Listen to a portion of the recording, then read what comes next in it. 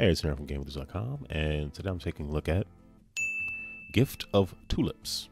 Gift of Tulips is for 2 to 6 players, plays in about 20 minutes for ages 8 and up. Gift of Tulips is also being published by Weird Giraffe Games. Gift of Tulips was designed by Sara with art from Katy, Grierson, Emily Hancock, and María, Gabriela, Patiño.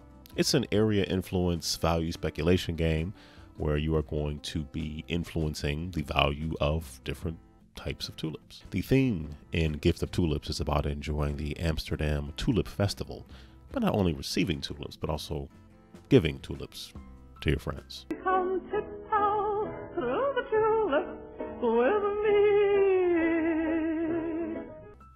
It'll make sense. So this is a 2-player setup for Gift of Tulips. So you're gonna have players' individual scoring boards, a flower ranking board, which is sort of a quick reference to see which color tulip is ahead. And then these are going to actually have the columns, and the flowers are going to rank from 1st to 4th place based on the numbers that are on them. So this would be 6. Let's say that was in 1st place, and let's say this came out, and then that would be 2, because obviously 6 is more than 2. At least when it comes to tulips. Other things, you know, there's no way of knowing. And I can't really finish that statement. So you deal 2 cards to the festival area, which is underneath these ranking cards. Okay, so that means this color tulip is in 1st place with 3, and this color is in 2nd place with 2. After that, you would deal 2 cards to each player, and then you just put the deck to the side there, or the deck. Let's put it right there. So let's see, player 1 has these 2, player 2 has these 2. There are 2 other places flowers can go. We already went over one of them. This is the festival. You're going to have your own bouquet, which is going to sit in front of you. The first 2 cards you get, you look at them, and you will place one of them in your bouquet.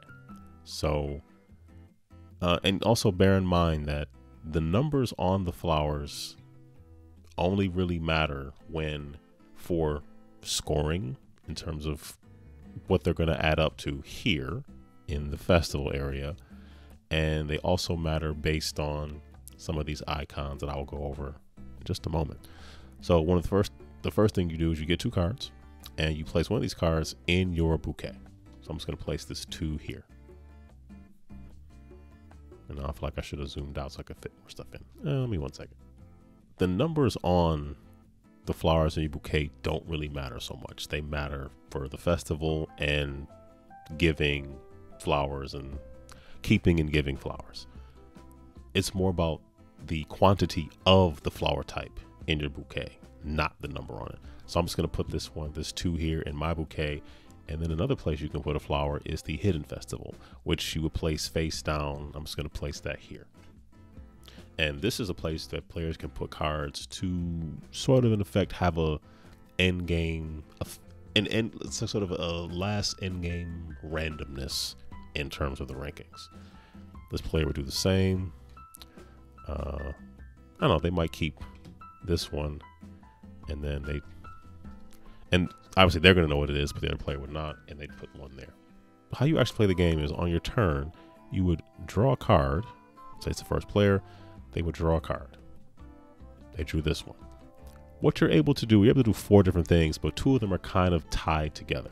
So you were able to place a card into the festival in the column where it already is. So I would place this here, which means now this is rank 5. And I also have yet to show you where these go. So for orange, it would have been at 3 already. Now it's at 5. And the white is at 2.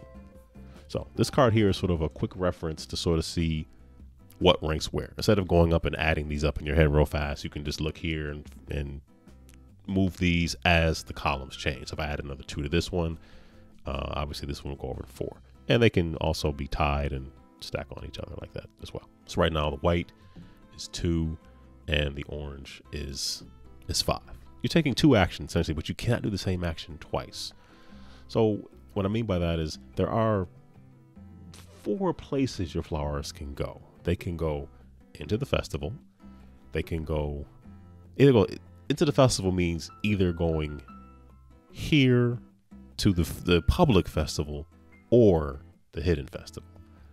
But the festival is kind of one location. So your options really are either one of these 2 places for one option.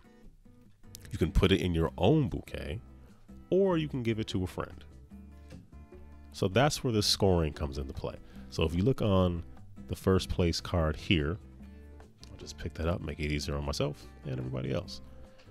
First place card here, you will see that there's some icons at the bottom.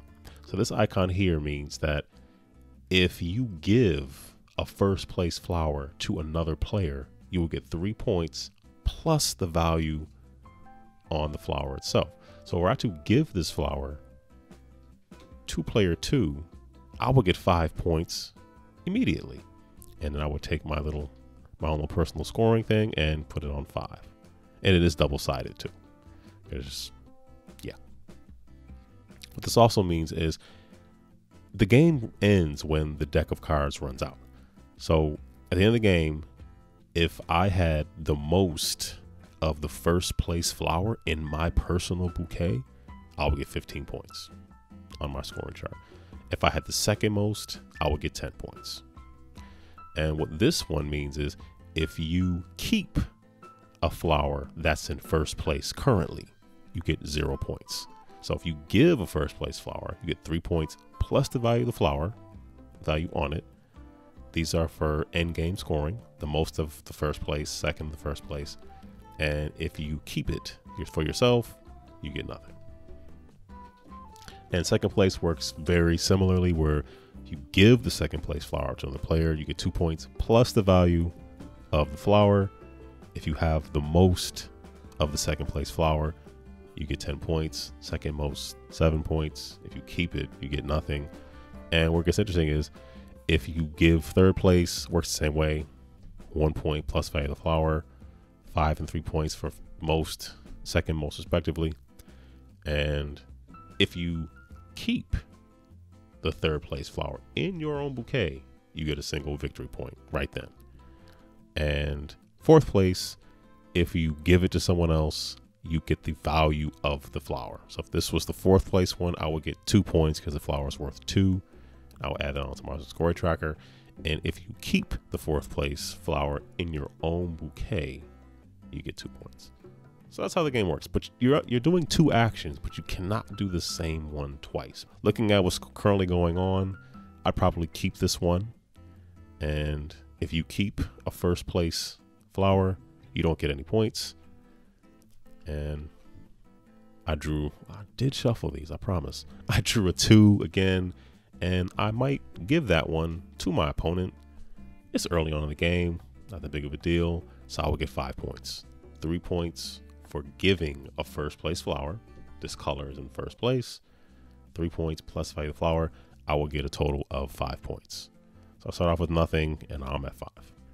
Player 2's turn. They draw this. So, all right, they're going to put this one into the festival, which means these two are going to switch. Normally you have a little more space. You wouldn't be right up. I'm just want to show everything up close so you can kind of see what's going on. So now, oh, wait a minute. This should be a 3. Sorry. 3 because of 3. And then the white is at 5 now because 2 and 3 is 5. They don't get anything for that because they just put it into the festival. So just now the white tulip, more like pink. The pink tulip is now number 1. So they draw a second card and take their second action. They cannot, player 2 cannot put that into the festival here or the hidden festival. Now, if you want to earn some points, of course, if they give the first place flower away, they get 3 points plus the value of the card. They get 6 points instantly. So then they have 6 points.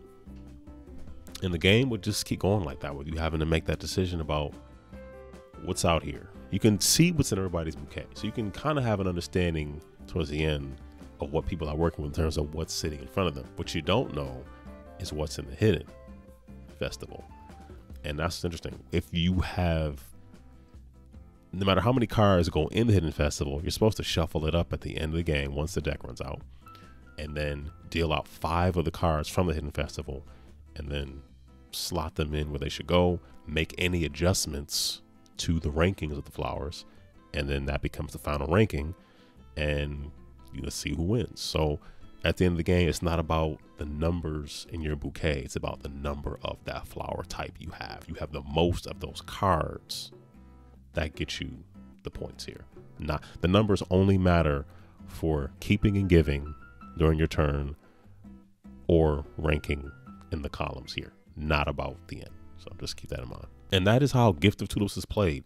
And part of the crunchiness of it is like, this is a completely unknown. You don't know. All you might know, if you remember, is what you put in Hidden Festival. You have no idea what anybody else put in, but you can kind of gauge what your opponents are doing based on the flowers in their festival, because the flowers in their festival are how they're going to try to earn some of these points. If you see that your opponent is just off, off to the races, heading, if this first place here is well ahead of everything else, and your opponent is just going real hard on that, they're, putting stuff in their bouquet, you can still stay competitive if you give away flowers to other people. Maybe not them, maybe you alternate giving it to other opponents, so you can get the points, 3 plus the value of the flower, all along the way. So while they might get a pretty big score towards the end, hey, 15 points. If you've been earning 4, 5, and 6 points multiple times throughout the game, you're still competitive. Like that, it looks good for them for this 15 points and maybe these 10 points.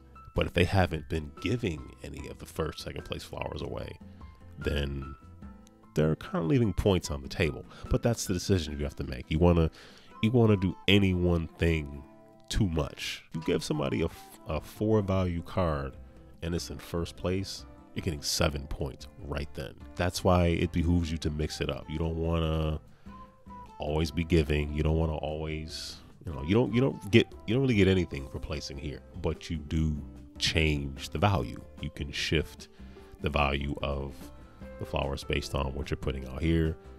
And if you have more than 5 cards, it does get shuffled. It gets shuffled and 5 random cards come out, which means if you've been hedging your bets on something in particular, it may or may not come to fruition. It just depends. So anyway, I've said a lot of words.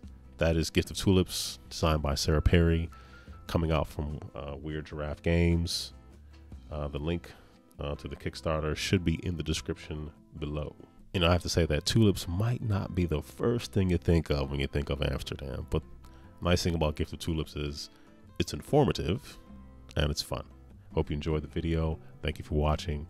Take care, wear a mask, stay safe, be blessed.